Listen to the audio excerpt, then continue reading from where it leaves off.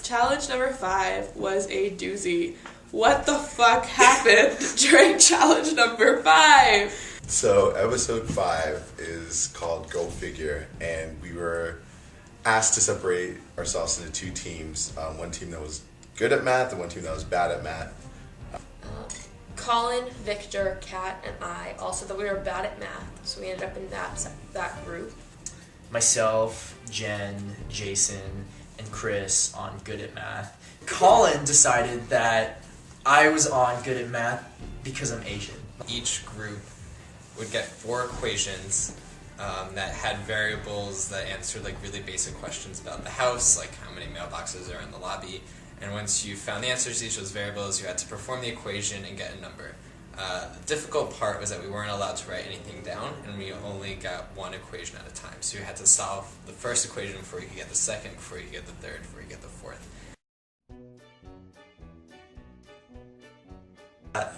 And we had to do like crazy things, so I'd like run up and down stairs, count the stairs, and then what else did we have to do? We had to count the rooms in Old Quincy on the first floor. 15, 16, 17, 18, 19, 20. This one, then those 2, then... I only know, and there's one at the end. Yeah. 4, 5, 6. Here, thanks.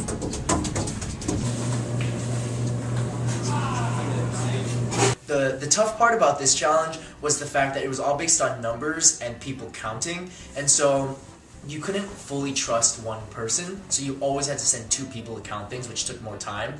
So if we had to count like the number of mailboxes right below the dining hall, you had to have 2 people do it because obviously the mole's gonna try to sabotage. Buddy system, like people check exactly. I so agree, much. I agree. Okay. The number of different spaces for sale items in the food vending machine. Number of rooms in F entry. Okay, so how about let's split up this way. Let's do 2 of us go do the basement on the 7th floor. That will take a while, and then the other 2 go do The other 3. the other. Do you want to do the other 3? Okay. The number of mailboxes, you can just see the last number, I'm guessing. We counted the mailboxes indoors, which was kind of confusing because some are like key locks, so they don't actually count as mailboxes. So, fun factoid of the day.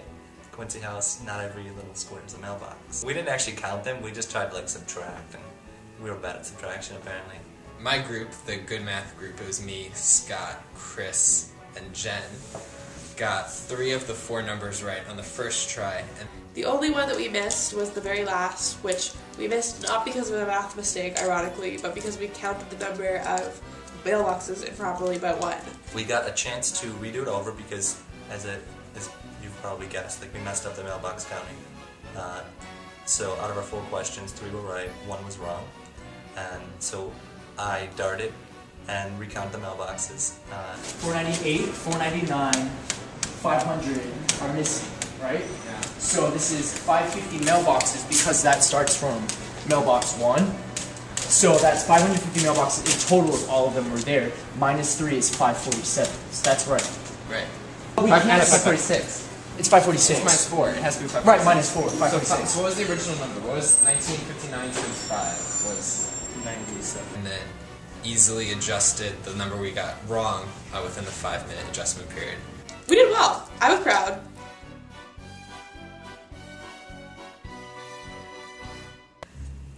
The group at math that was bad at math proved to be very, very bad at math. We got 3 out of our 4 answers wrong, even after we tried to fix them.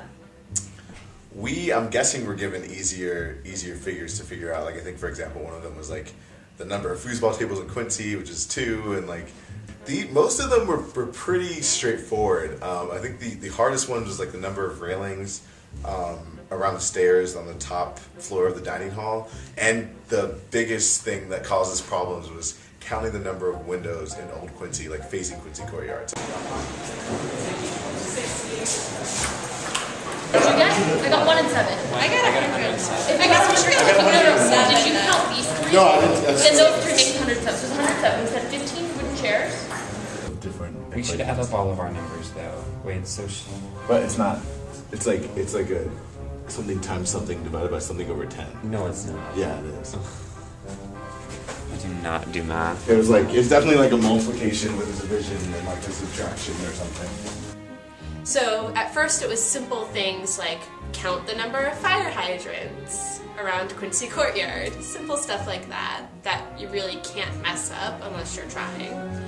And then it progressed to stuff like count all the windows on Old Quincy that face the courtyard. It's not like Hogwarts where the windows are moving around. It's gonna stay pretty standard.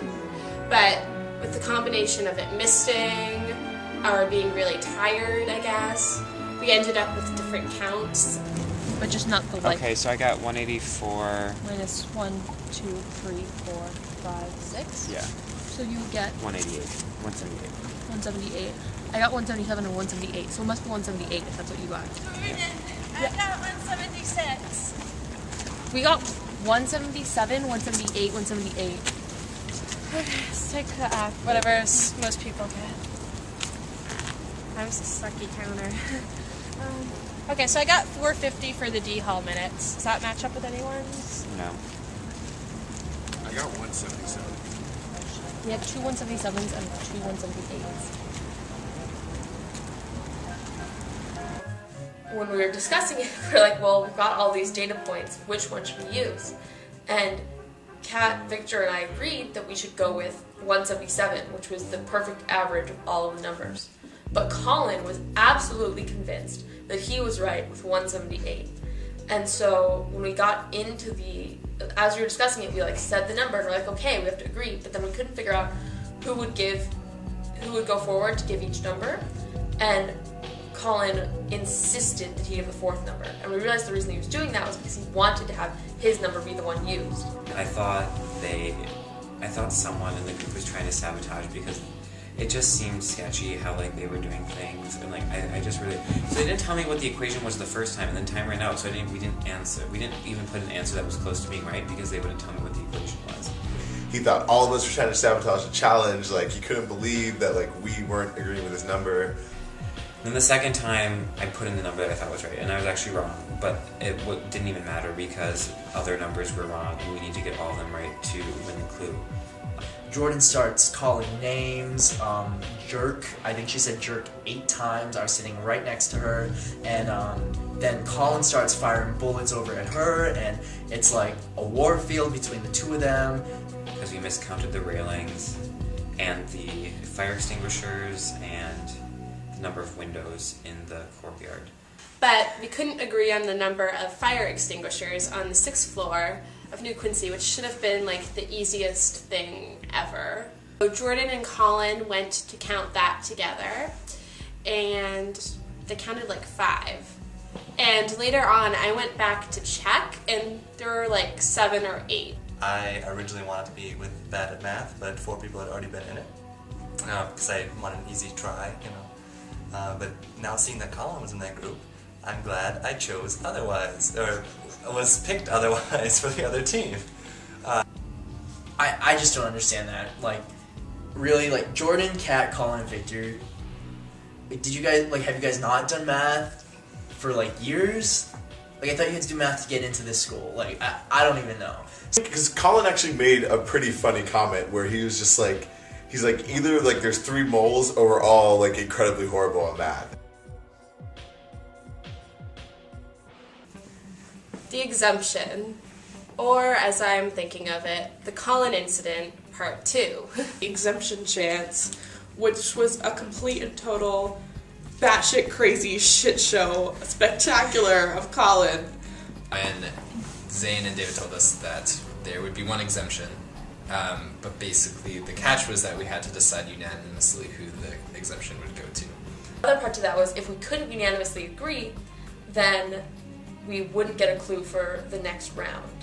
And Colin, surprise, go figure, was the one to say no. I won't vote unanimously with everyone unless I'm the one who gets the exemption. Colin decided to act like a terrorist and tried to get us to cave into his terrorist demands, which were, give me the exemption or else I'm not cooperating. I mean, basically we decided that we would not be able to reach unanimous consent for the exemption, and then thus us as a group would not get a clue. But Jordan made this proposal that we go along with Colin and said, Colin's probably going to do well enough on the quiz that he'll be safe anyway, so let's just give him the exemption and get the clue. And Victor was like, "Are you serious? You've got to be kidding me!" And everyone was kind of just so confused by Jordan. When Jason was calling them out, I interrupted him because all fingers pointed to the fact that I thought that they were hooking up. This makes a problem. So, two mutually exclusive events do not cross over. We have the Venn diagram, and we have the two circles. This does not happen. Only this happens. Colin and Jordan are definitely the two most amusing and confusing players in this left in the game.